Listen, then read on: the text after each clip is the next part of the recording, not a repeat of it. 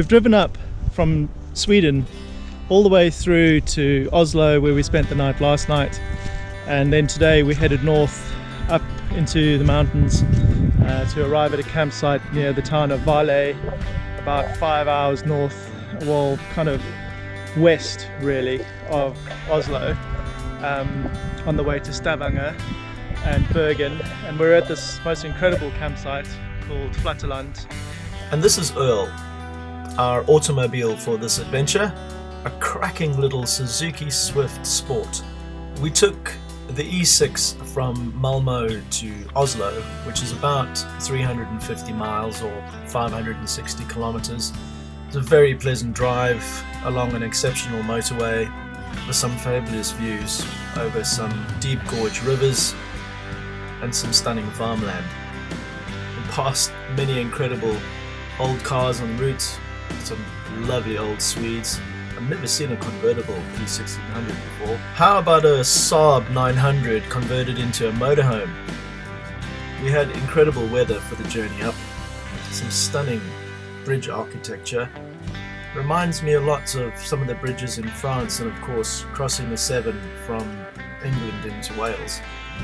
They have these great motorway stops with viewpoints over the countryside.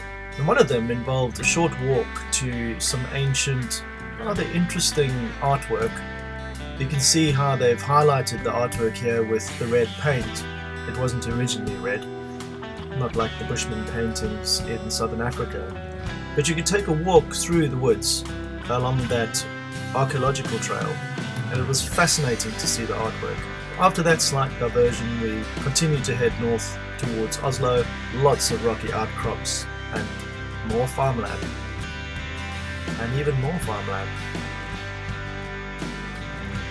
And finally, something really interesting. Check out this old police VW Beetle. We exchanged some few pleasantries with that guy before we arrived at Oslo proper. The waterfront at Oslo is truly remarkable. It really is a wonderful place to go and hang out. Lots of bars and restaurants, lots of powerboats, and stunning views across to the old castle, the ferry terminal and the original harbour. Some amazing tall ships there as well. Oslo was truly a surprise. Did we mention the beer was expensive?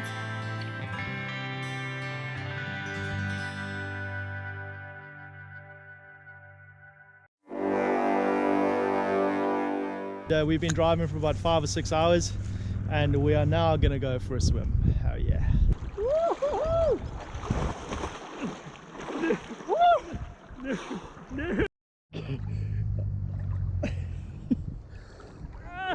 Come on! Dive! Take the glasses off and dive! Thank you!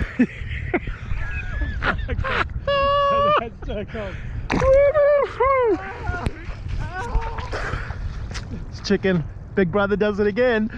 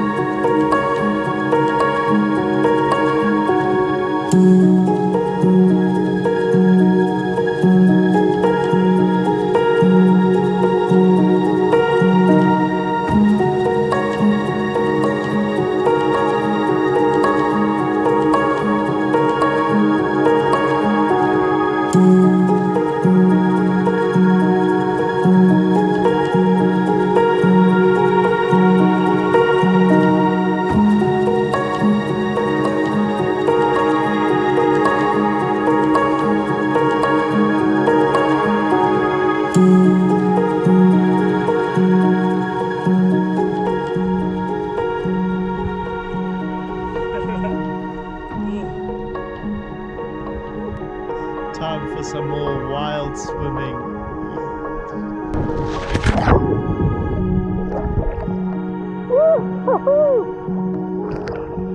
Oh, look at this place.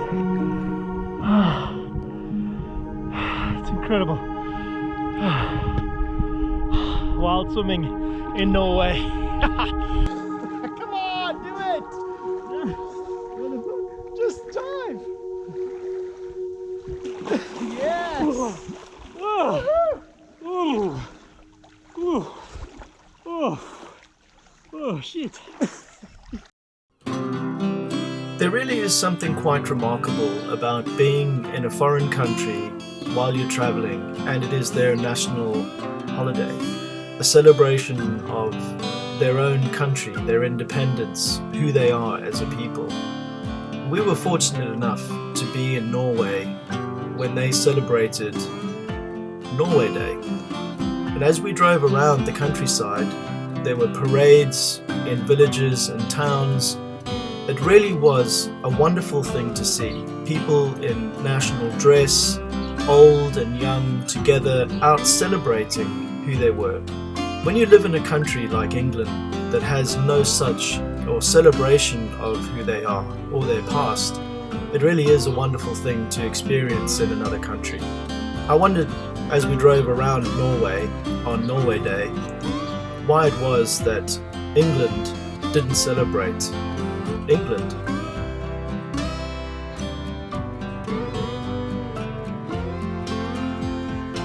So we enjoyed the back roads of Norway, saw more classic Volvo cars, remarkable scenery,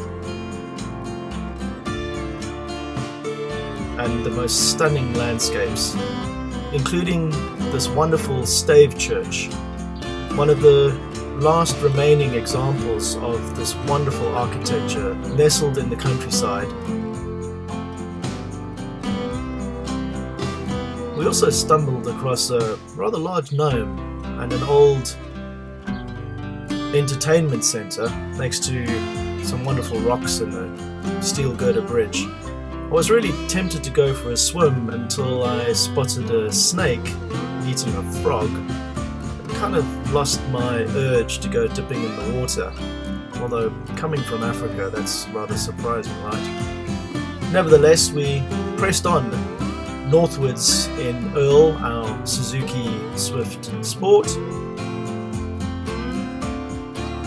past more remarkable and stunning landscapes, roads next to lakes, dams.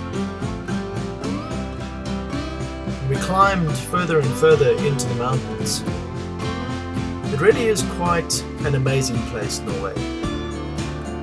Flat landscapes and then almost vertical cliffs and steep gorged valleys that just seem to come out of nowhere. Being out on the roads when there was no traffic, I can't imagine there's much traffic on these roads anyway. It was a real privilege to be in Norway on Norway Day, seeing Norway. I would really recommend a road trip up here. Doing this trip with my brother was a real special occasion, a celebration of brotherhood. It really was something that we enjoyed.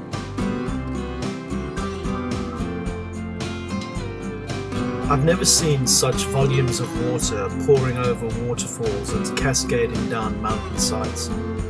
The only thing that I can liken it to is smaller and taller versions of Niagara Falls. It really is quite incredible.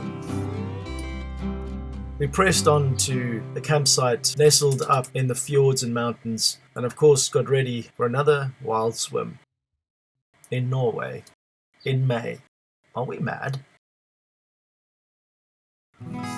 Oslo is one of those cities in Europe, I suppose like many, that you feel like you just need to visit again. So we did. We headed into a local downtown hotel where we checked in and left our car, And then we took the train into central Oslo. Caught up on some sleep, maybe not. And after watching the longest train that we have seen this side of Africa and Australia,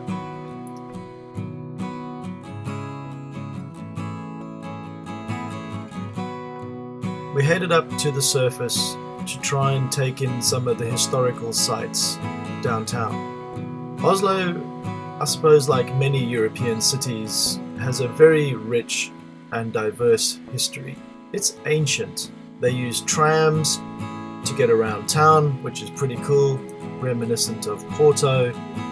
And there is a real buzz, especially on a spring day, in the parks and in their cafe roadside restaurants. We were kind of on the hunt for some microbreweries. We don't feature much of that in the video, but needless to say that Oslo has some great craft beers from Amundsen amongst others. So if you do go there, don't just take in the harbour and the historical sites, go and taste some of the flavours available from the microbreweries downtown. There are some great food trucks and burger vans down on the waterfront. Because it was such a stunning day, we decided that we would hop on a ferry and use the ferry as a means of getting out into the bay to see exactly what Oslo was like from the sea. With such a rich history as a seafaring nation, we have all heard of the Vikings, right?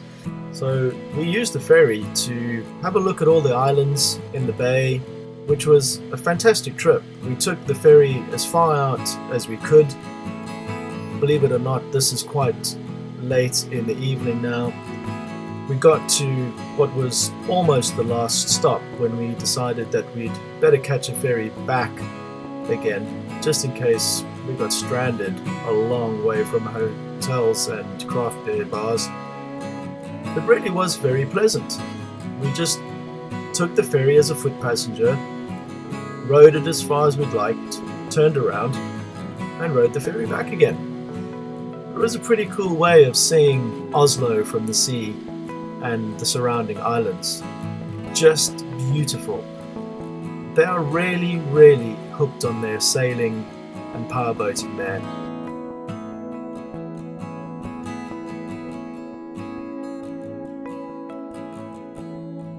During the course of the evening, we wandered around town,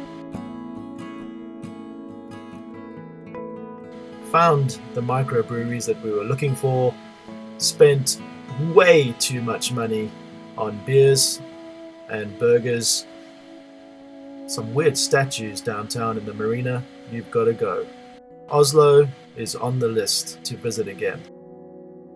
Happy days. I hope you enjoyed this video. Don't forget, give it a thumbs up, subscribe to the channel, and I'll catch you on the next one.